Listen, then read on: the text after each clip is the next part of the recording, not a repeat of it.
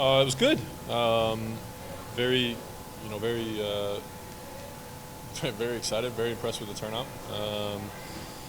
Disappointed with a draw, but yeah, for being the first game, first 90 minutes, and I think I counted. I had 12 preseason training sessions. Coming off of Copa America, so overall pretty pleased. I think your first pass, you're like, oh, hello, turf. Here I am again. Did it take a little bit of adjusting, getting your pace? No, actually, I was telling Westy inside. I was really surprised how well it plays, and yeah, really happy with the way the ball can move on the turf. So I think the first pass caught Yuri by surprise.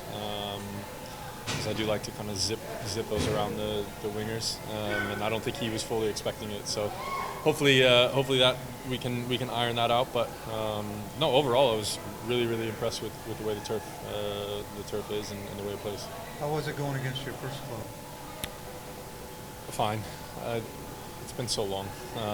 It was a great story before, and I'm sure a great story now. But for me, it was there's. I think one person still there, and that was the kit man. Sean is the only one still there. So, yeah, it was for me. It was another game. It was like I said, an interesting storyline. But other than that, that's about it. Yeah. As one of those new folks who just recently joined, how long do you think it'll take for you and your teammates to start to get on that same accord within this push towards the playoffs? Yeah, I think there's an adjustment for everybody for sure. But the more and more, listen, everybody's been off. Not had a game to play. A super competitive game. A league game to play. So there's a few things to iron out, but we're working on it in every single training session. So hopefully you see an improvement. Even next week with connections and communication and just being more on the same page than we were tonight. At times it was a little bit disjointed. A few decision making was an issue. But again, those are things that you train, you work on, you iron out during the week, and we'll look at video on Monday and get to that right away. That was my question.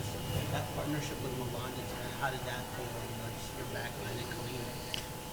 Yeah, I think as most people probably saw, there was Kalina and I run into each other at one point. I thought he was going to come and collect it, and he was coming to take everything out. So I think as the game went on, it definitely got better. There were a few instances with Addy and I where I didn't think he was going to get to a ball, and physically he's very capable of getting to the ball. There was a header where I closed on it, and he actually jumped higher than I expected him to. So it's just those kind of things, that getting used to each other. And as the game wore on, I think it was communication was a big thing, and it was a lot better. Kali coming out for one of the crosses, one of the I think it was a cross, might have been a free kick, and called early, and I was able to duck out of the way. So overall, it was good. It's still a work in progress, as it always is. But there are definitely positives to take from it. What do you make of playing for the first time here and making the shots that I've seen? Yeah, it was amazing. Really happy.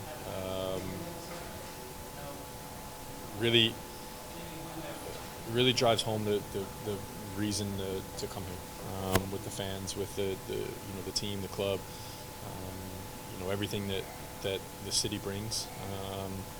It just confirmed everything tonight, without a doubt, 100%. And it's I'm happy to be here, and really pleased with everything that's going on. And like I said, when you go out for warm-ups and half the stadium's full.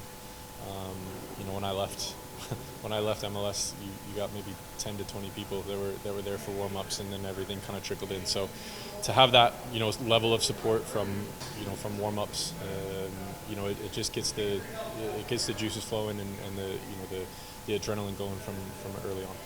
At this point in time, with what you're saying and with new guys like yourself coming in and now without his visa quickly, what is this team capable of, do you believe? Yeah, I think there's a lot of things that listen, I said it early on, you can always improve. There's each and every single day there's something to work on, and for us it's okay, we can work the ball through through our own defensive third, through our middle third. It's then decision making when we have the ball, decision making in the final third, even if that's a shot that's off target.